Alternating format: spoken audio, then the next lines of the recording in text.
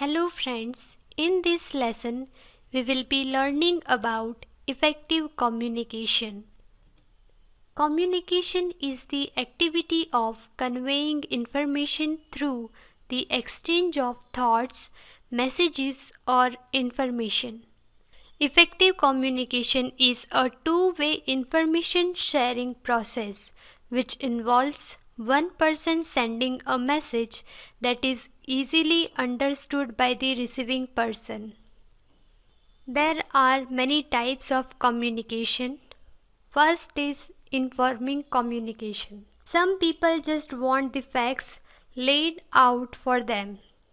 They pay attention to facts and figures, studies and other concrete data. Second is analyzing communication. These people don't want specific facts but rather a summary. You need to offer an analysis and boil down the information or request in a meaningful manner. Next is persuasive. This type of person wants to know what's in it for them.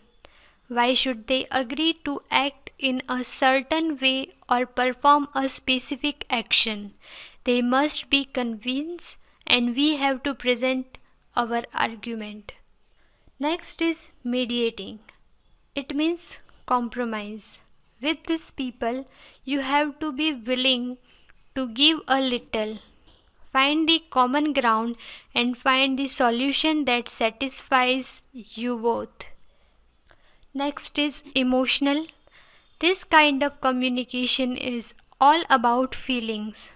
Knowing what is important and what touches these people is a key and connect on an understanding level.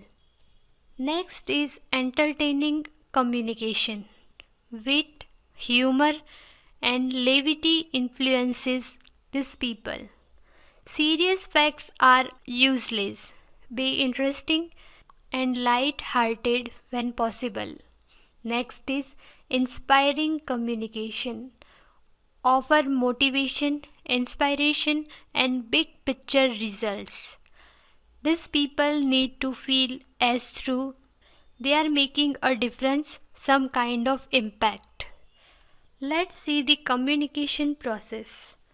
The goal of communication is to convey information and the understanding that information from one person or group to another person or group.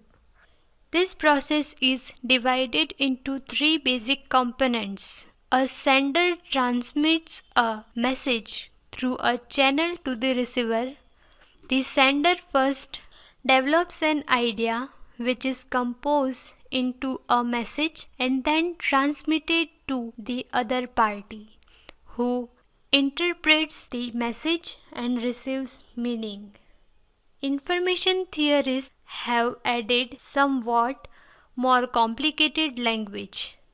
Developing a message is known as encoding and interpreting the message is referred to as decoding. You can see the chart of communication process. First is sender. He sends the message, and then transmission, and it will be received by the receiver, and the receiver will understand the message and then give the feedback. There are many barriers to communications. First is distraction. It is hard to understand if you are distracted by something else. When you are trying to communicate, make sure there is no competition for your attention, like exciting things going on nearby or other people talking.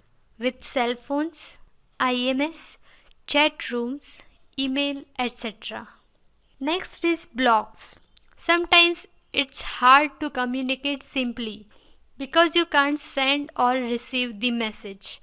Loud noises can block communication, and so can things like lost phone signals and computers not being able to interface.